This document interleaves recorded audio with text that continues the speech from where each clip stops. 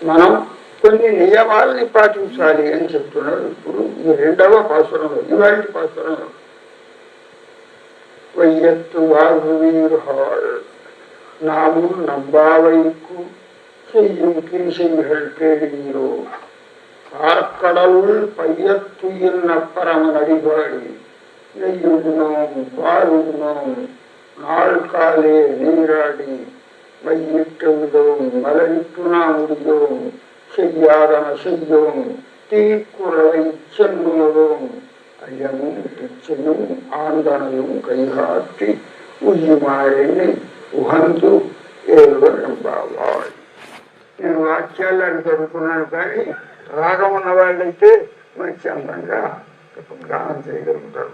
తిరుప్పావై వసంత వసంత వసంత కోకిల వసంత కిరహ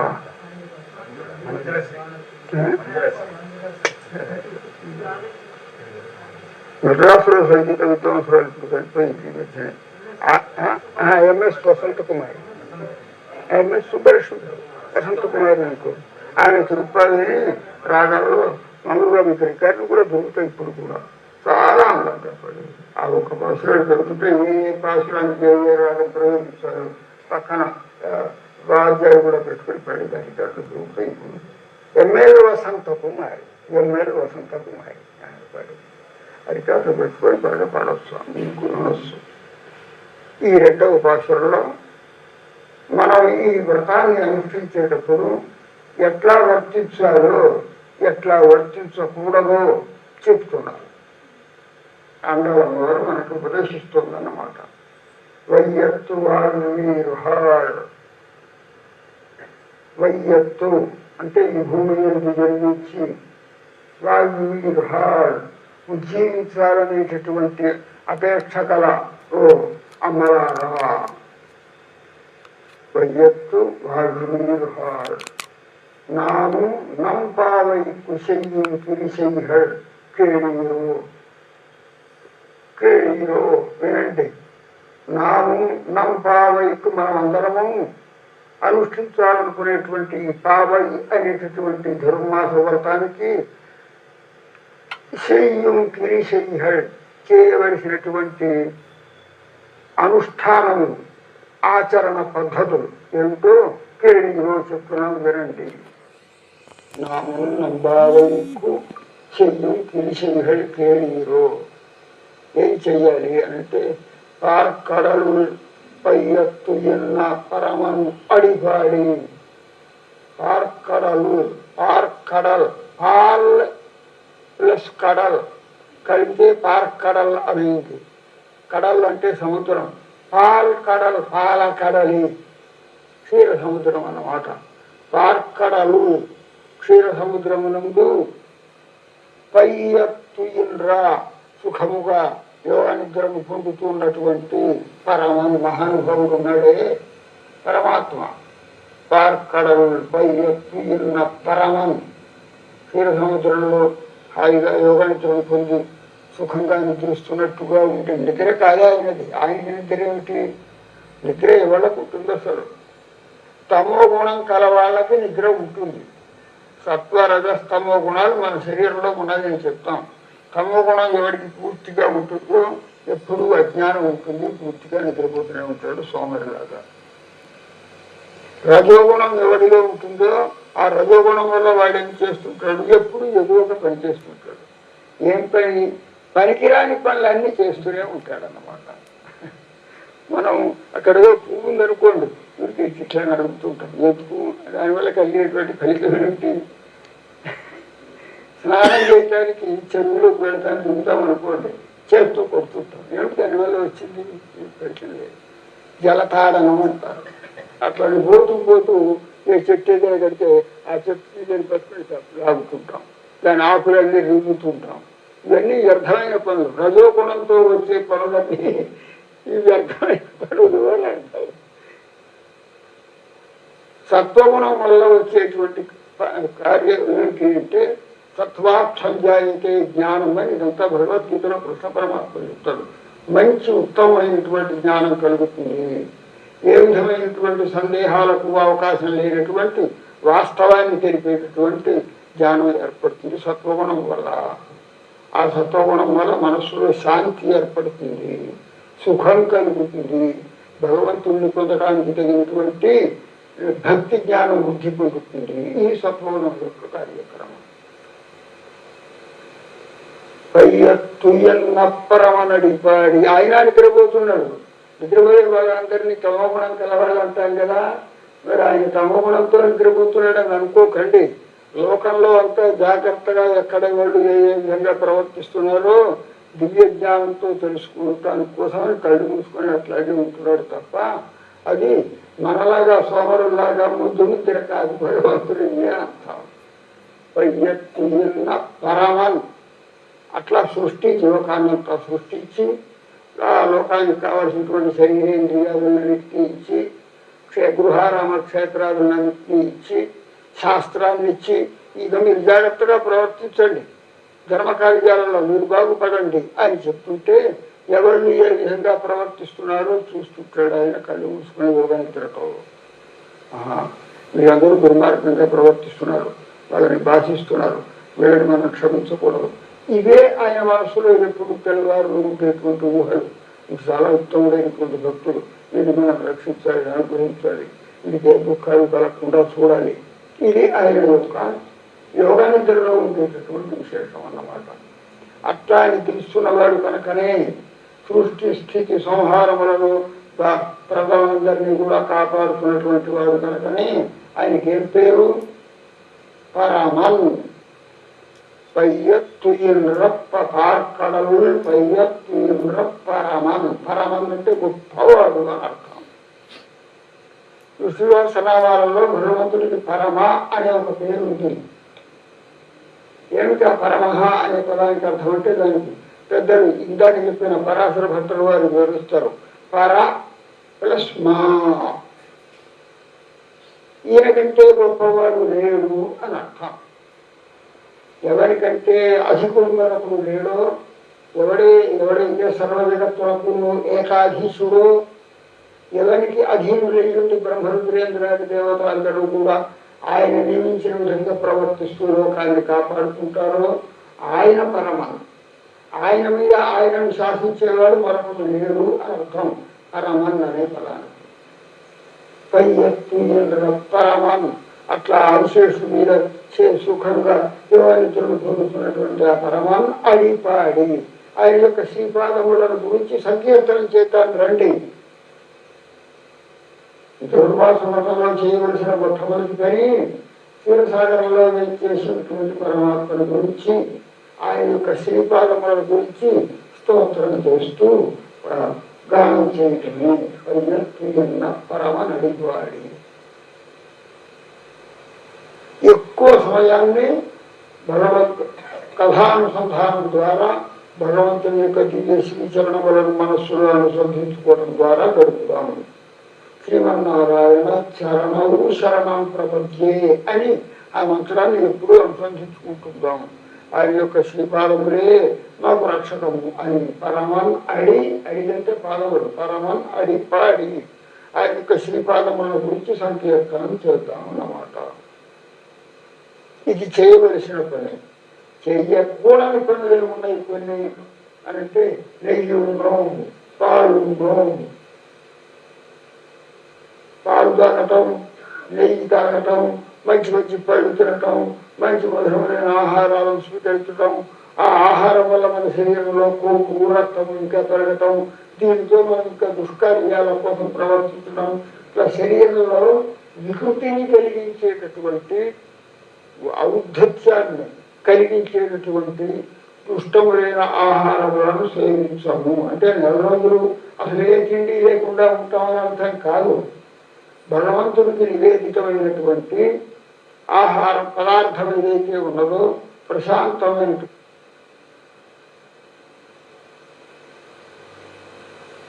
నివేదితమైన పదార్థాన్నే స్వీకరిస్తాం. శరీరానికి బలవాంశాలను వృద్ధి పొందించి ఆహారాన్ని స్వీకరించాం. నెయ్యును పాలు నాళ్ళు కాలే నీరాడి తెల్లవారుజాముననే లేచి, ఏ తెల్లవారుజామున సూర్యోదయానికి పూర్వం ఉండేటువంటి సమయాన్ని బ్రాహ్మీ ముహూర్తం అని అంటారు. రాత్రంతా బాగా నిద్రపోతాం, తెల్లవారిన తర్వాత మనకు ఆ తెల్లవారుజామున ఎటువంటి సమయం అంటే ఆ నిద్ర అనేటటువంటి దానివల్ల అంతకుముందు పగలంతా మనం పడినటువంటి కష్టమంతా తీరిపోయేటట్లుగా నిద్రపోతే మన యొక్క ఇంద్రియములు శరీరము ప్రసన్నం అవుతాయి. బాగా నిద్రపడితే శరీరం అధీనంలో ఉందన్నమాట, మనకి ఏ వ్యాధి రాదు బాగా నిద్రపడితే. అట్లా తెల్లవారుజామున ఇంద్రియములు మనస్సు ప్రశాంతంగా ఉండేటువంటి సమయాన్ని నాల్కాలే అంటారు. దాన్ని బ్రాహ్మీ ముహూర్తం అని అంటారు. ఆ బ్రాహ్మీ ముహూర్తంలో మనకు మంచి మంచి ఆలోచనలు కలుగుతాయి. అటువంటి సమయం కనుక ప్రసన్నమైనటువంటి సమయం కాబట్టి ఆ సమయంలోనే మనం స్నానం చేసి వచ్చి భగవదారాధన చేద్దాం రండి. ఎప్పుడు ఇంటికో తొమ్మిదింటికో ఒంటికమ్మునప్పుడు స్నానం చేద్దాంలే అని కాకుండా నాలుకాలే నీరాడి మయ్యిట్టులో మలరిట్టు నాముడిలో.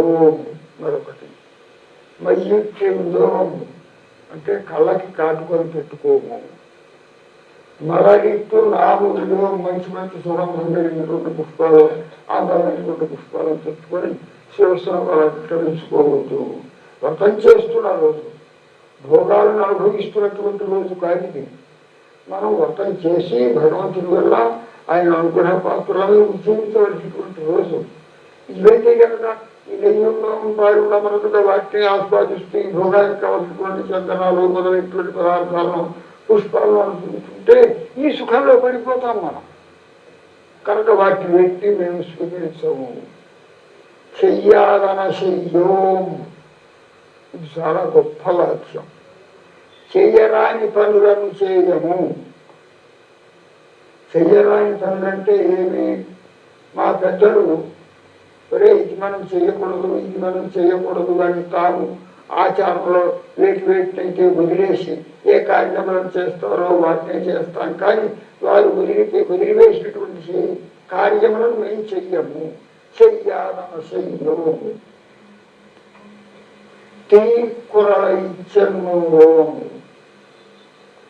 తీకురల్ అంటే ఒకరికి బాధను కలిగించేటటువంటి మాటలు, పరుషవాక్యములు అనర్థం. ఎప్పుడు పరుషవాక్యం చెప్పకూడదు, కోపోద్రేకానికి రాకూడదు, ఎవరిని కూడా దూషించకూడదు.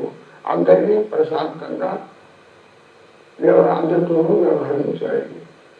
తీకురలై సినిమాలో ఈ నలుగురు కూడా మేము పరుషవాక్యములను పలకము, ఒకరికి బాధను కలిగించే మాటలను పలకము, సత్యమే పలుకుతాము. ఆ సత్యం పలకటంలో కూడా ఒకవేళ సత్యం వల్ల కూడా అవతలి వాళ్ళకి ఏదైనా బాధను కలిగేటట్టుంటే సత్యాన్ని కూడా పలకము. తీకురలైచన్నోలో అయ్యము పిచ్చయం ఆందనయం కైకాట్టి. ఇంకేం చేస్తామంటే అయ్యము అనేదాన్ని చేస్తాం, పిచ్చై అనేదాన్ని చేస్తాం, ఆందనయం నాకు శక్తి ఉన్నంత వరకు. అయ్యం అంటే పెద్దలైనటువంటి వారికి చేసేటటువంటి సత్కారాన్ని అయ్యం అని అంటారు. పిచ్చై అంటే భిక్ష అని అర్థం. బీదవాళ్ళు, దుఃఖం పొందుతున్నటువంటి వాళ్ళు, కాళ్ళు లేనటువంటి వాళ్ళు, అది మా భిక్షం పెట్టండి అని అంటారు. అటువంటి వాళ్ళకి భిక్షాన్ని పెడతాము. పెద్దలు ఎవరైనా వస్తే అటువంటి వారికి సత్కారపూర్వకంగా మాకు మా ఐశ్వర్యానికి తగిన విధంగా వారిని గౌరవిస్తాము. దుఃఖపడుతున్నటువంటి వాళ్ళకందరికీ వాళ్ళ దుఃఖం శమించేటట్లుగా వాళ్ళకు కావలసినటువంటి దానాలను, భిక్షాలను దానం చేస్తాం.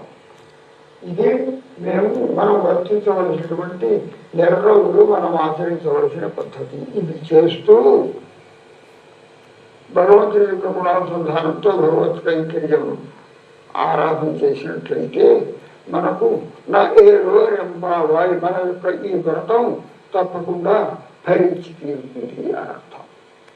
ఇది వయ్యత్తువాయు దీర్ఘాలు అనేటటువంటి భాషలో ఉన్నటువంటి ప్రతిపదార్థం. దీనిలో ఉండే విశేషాలు రేపు అవకాశాన్ని బట్టి చెప్పుకుందాం. శ్రీమత్స్యై విష్ణుచిత్తార్య మనోనందన హేతవే నందనందన సుందర్యై గోదావరి నిత్యమంగళం.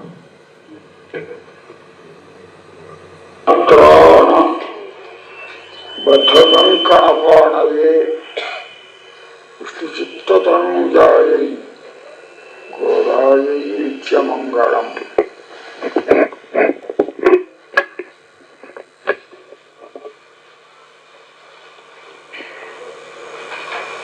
ప్రియ భగవతోత్తములారా,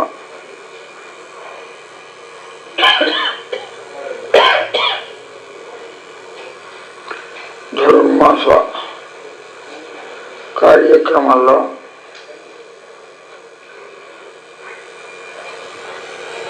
ఏ ఏ పనులను మనం చేయాలనో, ఏవి చేయకూడదో వాటిని గురించి నిన్నటి పాఠంలో మనం చెప్పుకున్నాం. செய்யும் கிரிசைகள் கேளீரோ, మనం చేయవలసినటువంటి వ్యవహారములు, వ్యాపారములు, పనులు ఈ నెల రోజులు ఏమిటో వినండి.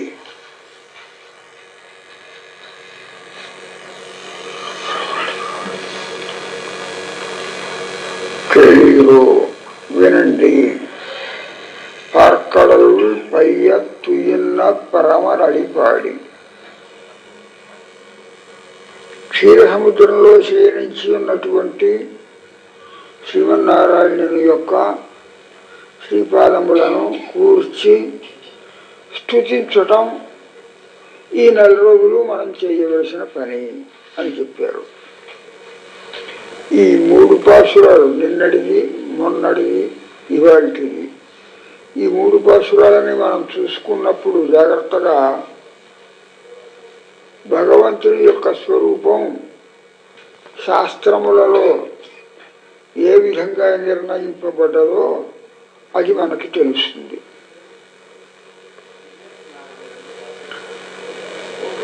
పర, వ్యూహ, విభవ, అంతర్యామి, అర్చ అని 5 రూపములు ఉంటాయి భగవంతుడికి.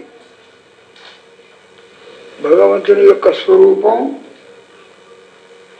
5 స్థలములలో, 5 సమయములలో మనం చూస్తుంటాం. పరము ఒకటి, వ్యూహము రెండవది, విభవము మూడవది, అంతర్యామి నాలుగవది, అర్చ ఐదవది. ఈ 5 మూర్తులు భగవంతునికి, అంటే భగవంతుడు మనల్ని అనుగ్రహించడానికి 5 స్థలములలో 5 రూపములలో మనకు దర్శనమిస్తాడు అని అర్థం. ఆ 5 మూర్తుల యొక్క వరసలు ఈ మొదటి 3 పాశురాలలోనూ, మొన్నటిది, నిన్నటిది, వాటికి చూసుకుంటే ఆ పర, వ్యూహ, విభవాలు 3 వస్తున్నాయి. పరము అంటే శ్రీవైకుంఠంలో ఉండేటటువంటి భగవంతుని యొక్క మూర్తికి పరము అని పేరు. ఆయననే పరవాసుదేవుడు అని కూడా మనం అంటాం. పరవాసుదేవుడు భగవంతుని యొక్క అధీనంలో ఉన్నటువంటి లోకములు 2 రకాలు. ఒకటి శ్రీవైకుంఠం అని చెప్పబడేటువంటి మహాలోకం, రెండవది బ్రహ్మాండం అని చెప్పబడే మనం ఉండేటువంటి లోకం. దానిని పరవిభూతి అని అంటారు. దీనిని మనం ఉండేటువంటి దానిని లీలా విభూతి అని అంటారు. పరవిభూతి అంటే పరమాత్మ ఉండే సాక్షాత్ ఉత్పత్తి, స్థితి, వినాశాలు ఏమీ లేనటువంటిది అన్నమాట. సృష్టి ఎప్పుడో ఒకనాడు సృష్టింపబడుతుంది, కొంతకాలం ఉంటుంది, మళ్ళీ కొంతకాలం అయిన తర్వాత ప్రళయంలో మళ్ళీ అంతా లీనమైపోతుంది, కనపడకుండా పోతుంది అనేటటువంటి మార్పులు ఏమీ లేకుండా ఏకరూపంగా ఉండేటువంటి దానిని పరవిభూతి అని అంటారు. దానికే త్రిపాద్విభూతి అని కూడా మరొక పేరు. పరమాత్మ వేయించేసి ఉండేటటువంటి స్థలమునకు త్రిపాత్ విభూతి అని కూడా మరి పేరు. అది నిత్యమైంది, ఎప్పుడూ ఏకరూపంగా ఉండేది. దానిలో ఒకనాడు పుట్టింది, కొంతకాలం ఇగో క్రమక్రమంగా మార్పులు అభివృద్ధిని పొందింది, లేకపోతే క్షయమును పొందింది, లేకపోతే మళ్ళీ ఆ మహాప్రళయంలో అంతరించిపోయింది అనేటటువంటి మార్పులంటూ ఏమీ ఉండవు. అది నిత్యం శాశ్వతంగా ఉండేది ఆ లోకం. భగవంతుడు నివసించేటటువంటి పరవాసుదేవుడు నివసించేటువంటి లోకం. దానినే త్రిపాద్విభూతి అని కూడా అంటారు. అంటే చాలా గొప్పది అని అర్థం. త్రిపాత్ అంటే 3 పావలాలు. పాత్ అంటే పాదం. పాదం అంటే ఏమిటి? నాలుగో వంతుకి పాదం అని పేరు. 3 వంతులు ఆలోకం. లీలా విభూతి అని చెప్పబడేది ఏకపాత్, ఒక పావలా వంతు. పావలా వంతు లోకం మనం అందరం ఉండేటటువంటి బ్రహ్మాండాలతో కూడినటువంటి లీలా విభూతి. ముప్పావలా వంతు అంటే ఏమిటి? దీనికంటే 3 రెట్లు అధికమైనటువంటిది అన్నమాట. అది భగవంతుడు నివసించేటటువంటి త్రిపాద్విభూతి అని చెప్పబడేటటువంటి మహాలోకం. మనం ఈ లోకం యొక్క వైశాల్యంతో కూడా లెక్క పెట్టలేము. మనం ఉన్న లీలా విభూతి యొక్క భూమండలం కాదు, భూమండలం ఉన్నటువంటి బ్రహ్మాండము యొక్క వైశాల్యం ఎంతటితో కూడా మనం లెక్క పెట్టలేము. అసలు భూమండలం యొక్క వైశాల్యమే ఎంతో మనం లెక్క పెట్టలేము. మన బుద్ధికి అందదు కనుక, మన బుద్ధి చాలా అల్పమైనటువంటిది కనుక అది దీనికంటే 4 రెట్లు 3 రెట్లు అధికంటది. అది శాశ్వతమైనది. అక్కడ నివసిస్తుంటాడు ఆయన. అవసరం అనుకున్నప్పుడు సృష్టించి కొంతకాలం కొనసాగించి మళ్ళీ తర్వాత ప్రళయాన్ని చేస్తుంటాడు. ఈ లీలా విభూతి అనేటటువంటి ఈ ప్రపంచాన్ని, అది ఒక మహాప్రపంచం, ఇది అల్ప ప్రపంచం అనుకుందాం. దీనికే పుట్టుక, పెరుగుట, కొంతకాలం ఉండుట, మళ్ళీ నశించుట అనే మార్పులన్నీ దానికి ఉండవు. అటువంటి లోకంలో, దివ్యమైనటువంటి లోకంలో వేంచేసి ఉండేటటువంటి పరమాత్మకి పేరు పరవాసుదేవుడు అని. వ్యూహం అనేది రెండవది. 5 మొదట చెప్పుకున్నటువంటి 5 వ్యూహం అనేటువంటి లోకం రెండవది. ఏమిటి ఆ వ్యూహం అంటే? బ్రహ్మాండం. బ్రహ్మాండంలో ఎన్ని లోకాలు ఉన్నాయని చెప్తోంది మనకు శాస్త్రం. 14 భువనాలు ఉన్నవి అని చెప్తోంది. 14 లోకాలు ఉన్నాయిట. మొట్టమొదటి లోకం బ్రహ్మదేవుడి యొక్క లోకం దగ్గర నుంచి మొదలు పెట్టుకుంటే, తర్వాత స్వర్గం అని, భూలోకం అని, పాతాళ లోకం అని, ఆతలం అని, వితలం అని, సుతలం అని ఆయా పేర్లతో 14 లోకాలు ఉన్నాయిట బ్రహ్మాండంలో.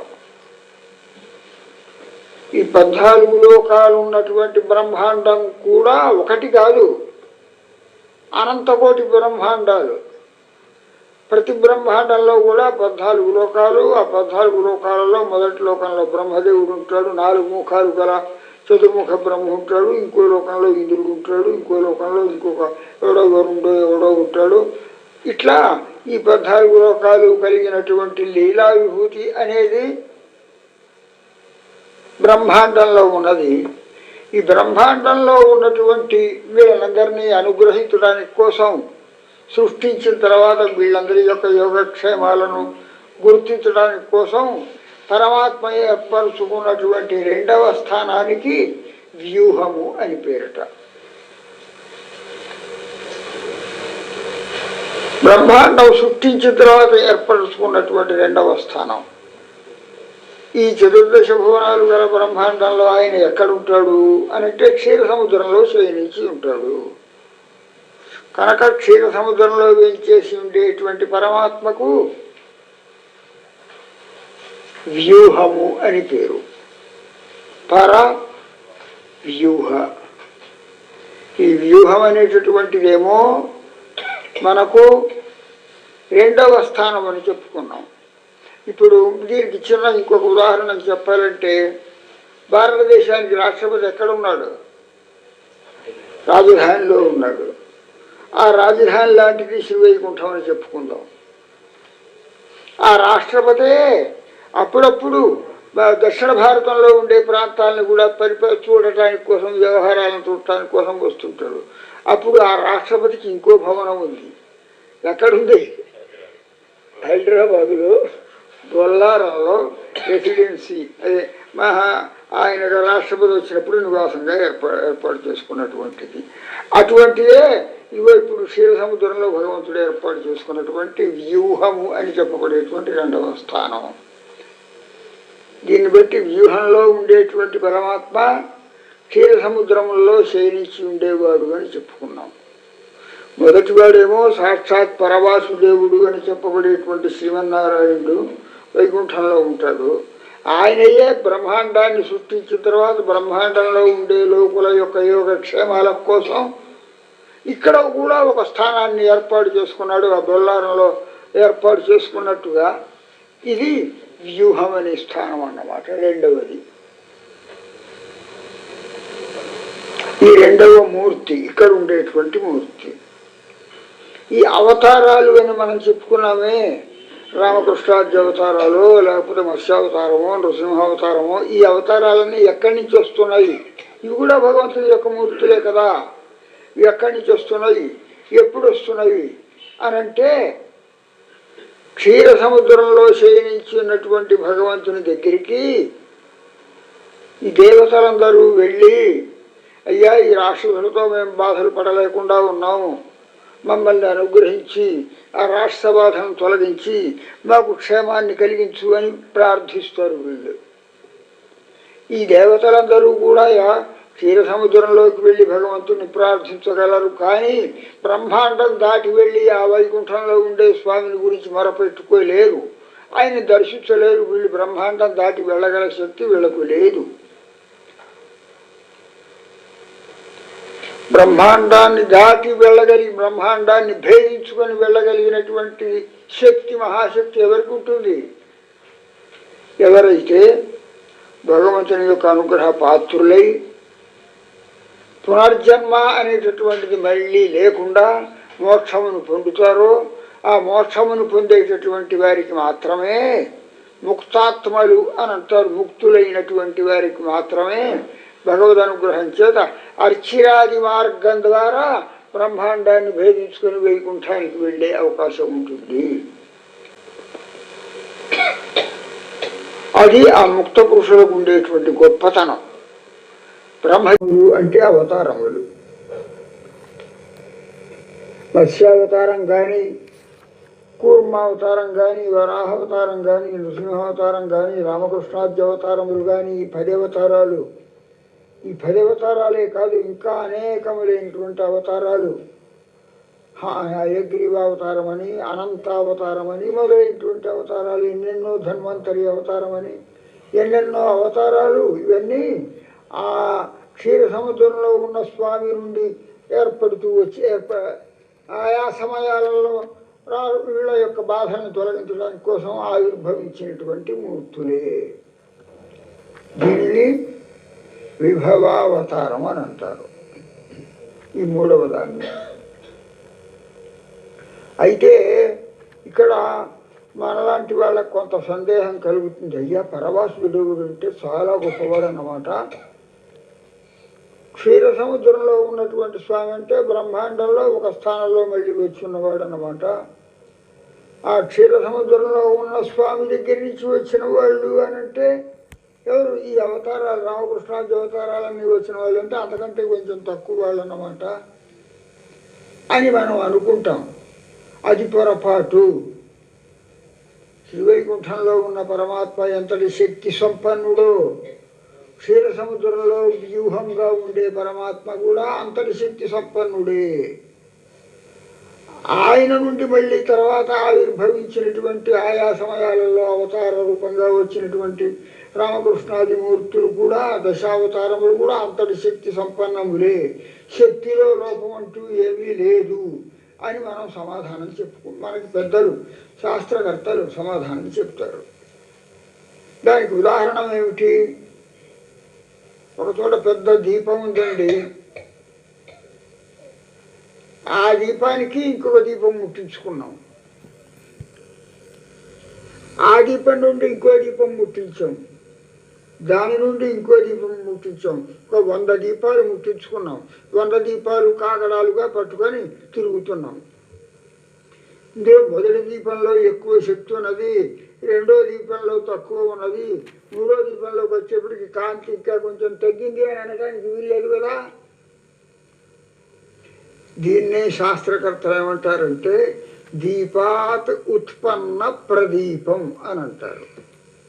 ఒక దీపము నుండి పుట్టిన మరొక దీపం, దాని నుండి పుట్టిన మరొక దీపం, అన్ని దీపాలు కూడా సమానమైనటువంటి వెలుగు, సమానమైన వేడి, శక్తి కలిగినటువంటివి కానీ ఎట్లాగైతే ఉంటాయో, భగవంతుడు అక్కడ ఉన్న క్షీర సముద్రంలో ఉన్న అనేక అవతారాలను ఎత్తుతున్నా అన్నింటిలో కూడా సమానమైన ప్రభావం కలవాడే, కానీ ప్రభావం తగ్గింది అని శంకించకండి అని సమాధానం చెప్తారన్నమాట. పరవ్యూహ విభవములు అనేంతవరకు వచ్చాం. విభవాలంటే అవతారాలు అనుకున్నాం. నాలుగోది ఏమిటి? అంతర్యామి. అంతర్యామి అంటే ప్రతి వస్తువులో కూడా సూక్ష్మ రూపంలో పరమాత్మ లోపల చేరి ఉంటాడు. పరమాత్మ యొక్క స్వరూపం ఎంత విశాలమైనదో అంత విశాలమైన మూర్తులు కూడా పరమాత్మ అతి సూక్ష్మంగా చేసుకొని ప్రతి వస్తువులో కూడా లోపల చేరి ఉండదగినంత సూక్ష్మతరం అంటారు. అతి సూక్ష్మం రూపంలో కూడా పరమాత్మ ఉంటాడు. మన యొక్క జీవాత్మ ఎంత చాలా అణువైంది. చీమ కంటే కూడా ఇంకా చిన్న చిన్న జీవరాశులు ఉంటాయి, అందులో కూడా ఒక ఆత్మ ఉంది, దానిలో కూడా అంతర్భవించి ఉంటాడు పరమాత్మ. వేదం పరమాత్మ యొక్క స్వరూపాన్ని గురించి ఏమని చెప్తున్నది అనంటే అణోరణీయాన్ మహతో మహీయాన్.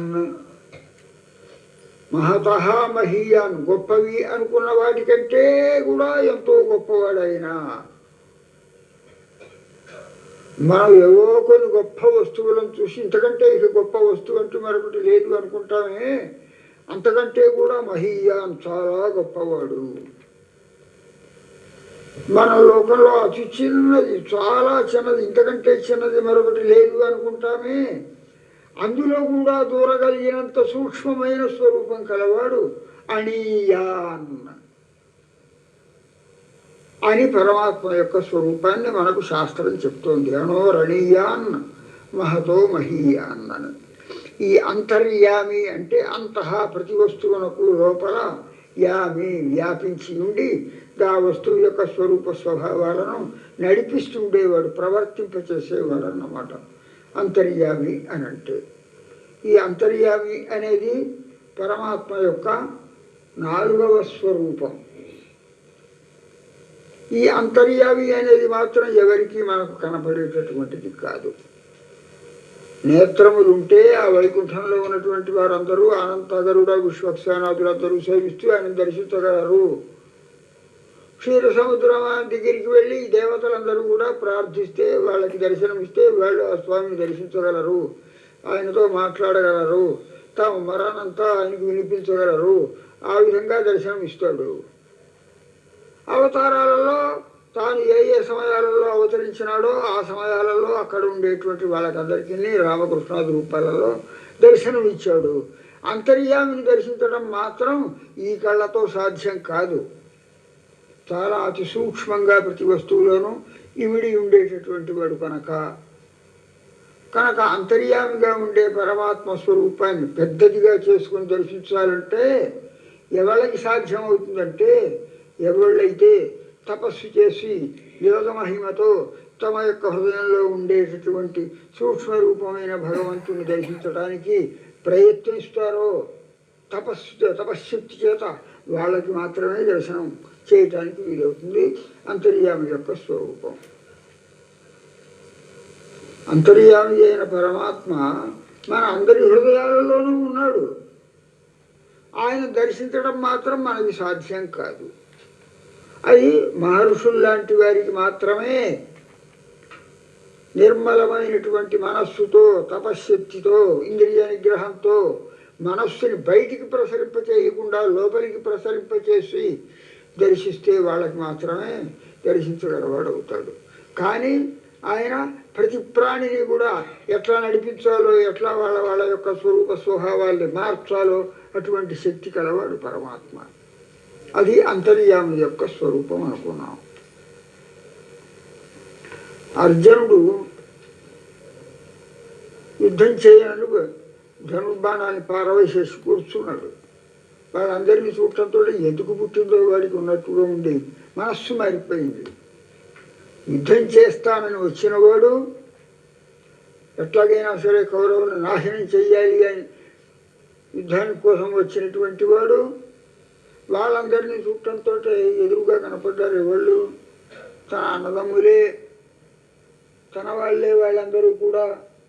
వాళ్ళందరినీ దర్శించిన తర్వాత అయ్యో ఇంతమందిని చంపాలేమో, ఇంతమందిని చంపి పాపపు కూడి రక్తపు కూడి నేను తినాలా, ఇంతకంటే నేను విషమెత్తుకొని తిరిగితే మంచిదిగా ఈ రాజ్యం రాకపోతే ఏమి అని ఎందుకు వచ్చిందో వాడికి ఎక్కడలేని ఆవేదన పుట్టి యువతల పారేశాడు.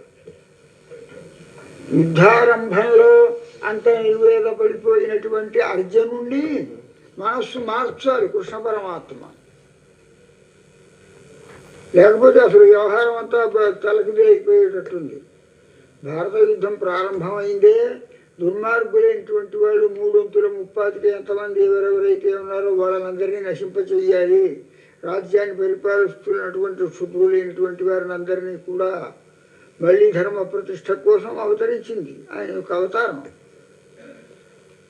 అందుకోసమని అర్జునుడిని ముందు పెట్టుకొని ఆ పనినంతా చెయ్యాలనుకున్నాడు. వీడు ధనుర్బాణాలు కింద బారేసేటప్పటికీ వాడి యొక్క మనస్సును మార్చడానికి కోసం కృష్ణ పరమాత్మ భగవద్గీత ఉపదేశం చేశాడు అని మనం చూస్తున్నాం.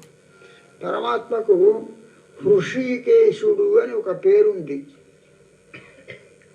తమువాచ హృషీకేశ ప్రహసన్నివ భారత అని భగవద్గీతలో 12వ అధ్యాయంలో ఉన్న వాక్యం. ప్రహసన్నివ నవ్వుతూ హృషికేశుడైన పరమాత్మ ఇట్లా అన్నాడు అని. హృషిక ఈశుడు అనంటే హృషికములంటే ఇంద్రియాలు. అంతర్యామిగా తానుండి ప్రతివాడి యొక్క మనస్సును ఎట్లా తిప్పాలో తిప్పగలిగినటువంటి సామర్థ్యం కలవాడు హృషికేశుడు అని అర్థం. అటువంటి వాడి యొక్క మనస్సుని వెంటనే మార్చి వాడిని మళ్ళీ యుద్ధోన్ముఖునిగా చేశాడు. అది హృషికేశుడు అనే దాని యొక్క ప్రాధాన్యం, ఆ పదము యొక్క ప్రాధాన్యం అన్నమాట. అంతర్యామిగా పరమాత్మ అందుకోసమే ఉన్నాడు. ప్రతి ప్రాణి యొక్క యోగక్షేమాలను గుర్తించడానికి, వాళ్ళ యొక్క మనస్సులను మార్చడానికి కీలు తిప్పటం అంటారు చూడండి. అందులో ఒక చక్రాన్ని తిప్పినట్టుగా వాళ్ళ యొక్క మనస్సును వెంటనే మార్చేసి వాళ్ళని మంచి ఆ తాను అనుకున్నటువంటి కార్యక్రమాన్ని వాళ్ళతో సాధింప చేయటానికి కోసం అంతర్యామిగా ఉన్నాడన్నమాట పరమాత్మ. ఈ అంతర్యామిని మనం దర్శించలేము. ఇక 5వది అర్చారూపము అని చెప్పుకున్నాం. అర్చారూపం అంటే ఏమిటి? మనం ఆరాధించుకునేటటువంటి మూర్తి. భక్తుడు నన్ను ఆరాధించడానికి ఏ రూపంలో ఆరాధించాలనుకుంటాడో, పరవాసుదేవ రూపంలో కానీ, ఆదిశేషునిపైన శయనించి ఉన్నటువంటి క్షీరసాగర సాయి రూపంలో కానీ, రామకృష్ణాది రూపాలలో కానీ, ఏ రూపంలో భగవంతుని దర్శించాలి అని భక్తుడు అనుకుంటుంటాడో, భక్తుడు ఆరాధించాలనుకుంటాడో, వాడు కల్పించుకున్నటువంటి ఆ మూర్తిలో తాను అంతర్భవించి, తాను ఆవేశించి, వాడి యొక్క ప్రార్థనలు, వాడు చేసేటువంటి అర్చనలు అన్నింటినీ స్వీకరించి వాడికి రక్షణ కల్పిస్తాడు.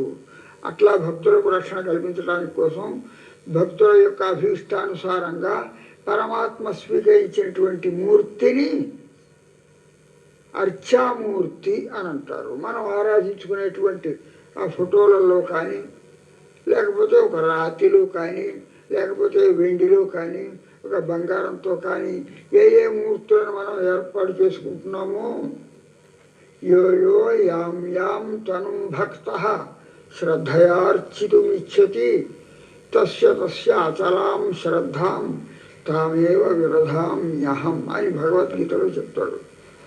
భక్తుడు పెద్దల ద్వారా ఆయా పురాణాదులలో ఉన్నటువంటి భగవత్ కథలను విన్న తరువాత తాను ఈ రూపంలో భగవంతుని దర్శిస్తే బాగుంటుంది అని ఏ రూపం తనకు కావాలని కోరుకుంటాడో ఆ రూపాన్ని తన చిత్రంలో కానీ, లేకపోతే తాను తయారు చేసుకున్నటువంటి ఒక లోహాదులతో ఏర్పాటు చేసుకున్న మూర్తిలో కానీ కల్పించుకుంటాడో, అందులో భక్తుని యొక్క కోరిక ప్రకారం తాను ఆవేశించి వాడు చేస్తున్నటువంటి ఆ పూజాదులను స్వీకరిస్తూ వాడిని అనుగ్రహిస్తాడు.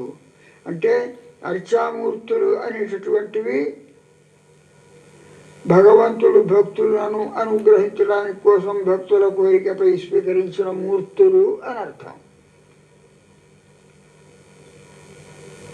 దీనిని మన అందరి యొక్క సౌలభ్యాని కోసం పరమాత్మ స్వీకరిస్తున్నాడు.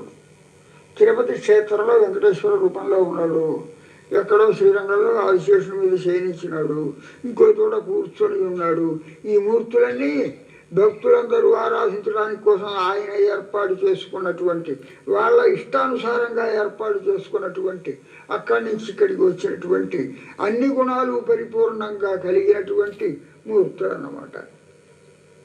అని భగవంతునికి పర వ్యూహ విభవ అంతర్యామి అర్చామూర్తులు అని 5 మూర్తులు ఉంటాయి అని మనకు శాస్త్రం చెప్పింది. ఇందులో మనకి చాలా సన్నిహితంగా ఉన్న మూర్తి ఏది? పరమూర్తి కాదు, వ్యూహమూర్తి కాదు, అవతారాలు అని చెప్పబడే విభవాదులు కావు. అవన్నీ ఎప్పుడూ గడిచిపోయినాయి, ఇప్పుడు అవతారాలు లేవు. అంతర్యామి అంటే మన హృదయంలోనే ఉన్నా మనం తెలుసుకోలేము, అతి సూక్ష్మ రూపంలో ఉన్నందువల్ల. అర్చామూర్తులు మాత్రమే, భగవంతుడు ఆవేశించినటువంటి అర్చామూర్తులు మాత్రమే మనం కల్పించుకున్నవి, మనకు రక్షణ కల్పించేటువంటివి కనుక వాటి విషయంలోనే మనం శరణాగతిని చెయ్యాలి, భక్తితో ఆరాధించాలి అని దీన్ని బట్టి తెలుస్తోంది. ఆనాడు గోపికలందరూ కృష్ణ పరమాత్మను ఆరాధించారు అని అంటే అవతార రూపంలో ఆరాధించారు. దేవతలందరూ కూడా భగవంతుని దర్శించాలి అని చెప్పి ఏ ముక్కోటి ఏకాదశి నాడో ఎప్పుడో వెళ్ళి క్షీర సముద్రం దాకా వెళ్ళి భగవంతుని దర్శించారంటే వ్యూహం అనే రూపాన్ని దర్శించగలిగారు.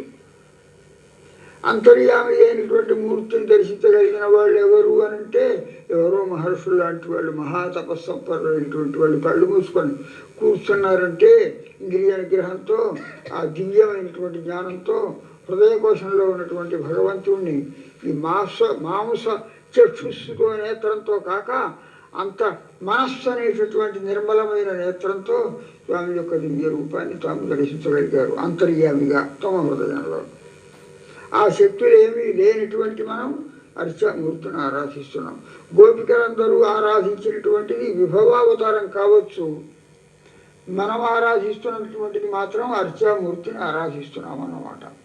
ఇప్పుడు ఈ క్రమంలో ఇప్పుడు మనం చెప్పుకున్నటువంటి మొదటి 3 పాశురాలలో 3 అంశాలు వస్తున్నాయి. మొదటి పాశురంలో నారాయణనే నమక్కే పరైతరువాన్ అని వాక్యం చెప్పుకున్నాం. శ్రీమన్నారాయణుడు మనకు సర్వ విధములైన ఫలితములను ప్రసాదించగలడు అని ఆ శ్రీమన్నారాయణుడు పరవాసుదేవుని యొక్క ప్రభావాన్ని చెప్పుకున్నాం. ఆ పరవాసుదేవుడే కృష్ణుడుగా అవతరించాడని చెప్పుకున్నాం. నిన్నటి 2వ పాశురంలో ఏం చెప్పుకున్నాం? పార్కడలుల్ పయ్యత్తు ఎన్న పరమన్ అని చెప్పుకున్నాం. క్షీర సముద్రంలో వచ్చి భక్తుల యొక్క యోగక్షేమాలను గుర్తించడానికి కోసం భక్తులు ఎవరైనా మొరపెట్టుకుంటా ఉన్నాను నేను అని సన్నిహితంగా ఉండి వాళ్ళని రక్షించడానికి కోసం ఏర్పరచుకున్నటువంటి మూర్తి ఉండే ఆ క్షీరసాగర సాయి యొక్క నామానుసంధానం చేద్దాము అని రెండవ పాసురంలో నిన్న చెప్పుకున్నాం.